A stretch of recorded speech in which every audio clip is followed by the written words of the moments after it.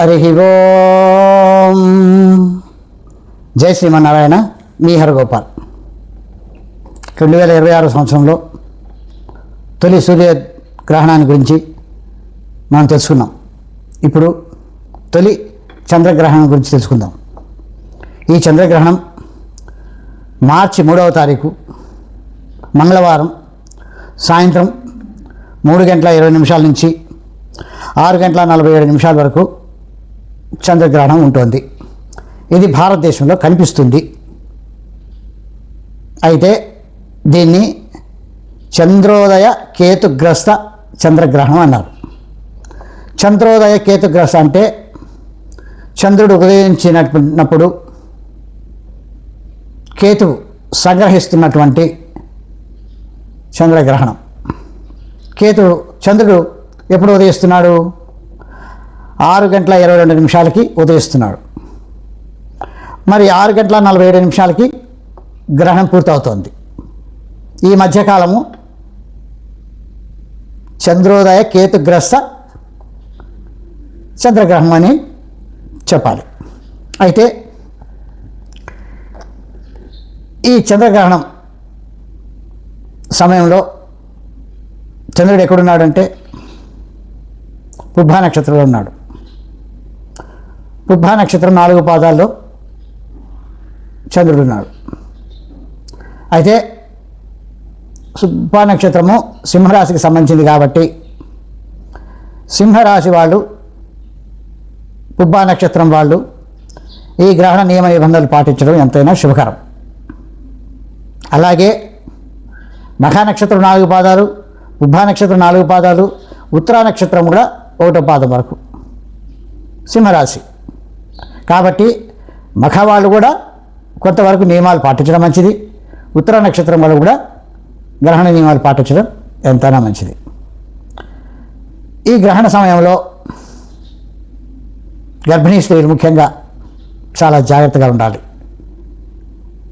ఆ సమయంలో దైవ ఆరాధన చేసుకుంటూ, ఆరాధన అంటే పూజలు కాదు, దైవ నామస్మరణ చేసుకుంటూ చీకటి గదిలో ఉండడం శ్రేయస్కరం. ఆ చంద్రగ్రహణం అయిన తర్వాత తలస్నానం చేసి అప్పుడు వంట చేసి దాన్ని ఆరగిస్తే మంచిది. ఈ చంద్రగ్రహణం విషయంలో గ్రహణానంతరం ఎవరికైనా పంతులకు కానీ నీకు తోచినంత బియ్యం, నేను ఇంతకుముందే చెప్పాను అన్ని దానాలకెల్లా అన్నదానం శ్రేష్టమని. మరి ఏ దేవాలయంలోనో బియ్యం దానం చేయొచ్చు. చంద్రుడికి నవధాన్యాల్లో బియ్యం ఒకటి కాబట్టి. అలాగే పాలు దానం చేయొచ్చు. ఇక శక్తి ఉన్నవాళ్ళు వెండి దానం చేయొచ్చు. కేతు సర్పరూపంలో ఉంటాడు కాబట్టి సర్పాకారంలో ఉన్నటువంటి వెండి బొమ్మను కూడా దానం చేసేవాళ్ళు ఉండారు. ఇలా దానం చేయడం కూడా కొంతవరకు మనకు ఆ యొక్క దోషం పోతుంది అని. దోషం ఎవరికి? మఖ, పుబ్బ, ఉత్తర నక్షత్రాల వాళ్ళకి, సింహరాశి వాళ్ళకి. ఈ సింహరాశి వాళ్ళు దైవారాధన చేసుకుంటూ దైవ నామస్మరణ చేసుకుంటూ ఉంటే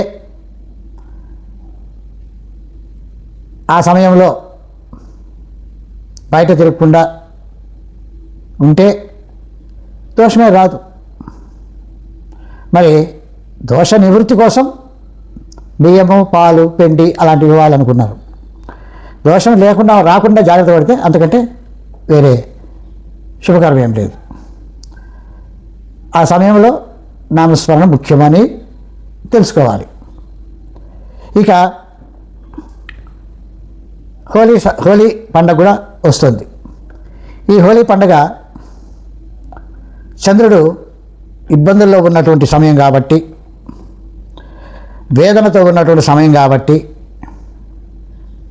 ఆ చంద్రుడికి సంబంధించినటువంటి ఆ హోలీ పండుగను మనం చేసుకోవడం అంత మంచిది కాదు. కాబట్టి పెద్దల యొక్క సూచనల మేరకు 4వ తారీఖు బుధవారం ఈ హోలీ పండుగ చేసుకుంటే చాలా శుభకరం.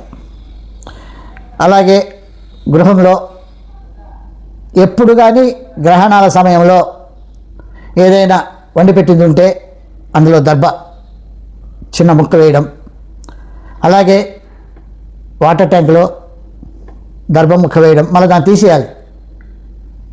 అలాగే స్వామి సన్నిధిలో పూజాగృహంలో దర్భ ఈ విధంగా క్రాస్ చేసి పెట్టాలి. పెద్ద దర్భం తీసుకొని ఇటొకటి క్రాస్ చేసి పెట్టడం, మనం తలుపులు వేసినట్లు, దేవాలయాల్లో తలుపులు మూసేస్తారు కదా, అలాగే మనం తలుపులు వేసినట్లు. సో గ్రహదోషం ఏమీ ఉండదు. వీలైన మటుకు దర్భ ముక్కలు ఊరగాయల్లో అంటే పచ్చళ్ళలో అవి మిగిలివాసి ఉంటాయి కాబట్టి, చక్కెర, మిగిలిన పాలు, తాగే నీళ్ళు, వీటిల్లో చిన్న చిన్న ముక్కలు వేసి ఉంచడం, గ్రహణ సమయం తర్వాత దాన్ని తీసి పడేయడం మంచిది. దైవ సన్నిధిలో మాత్రం దర్భని క్రాస్గా పెట్టుకోవడం చాలా మంచిది. హరి ఓం. జై శ్రీమన్నారాయణ.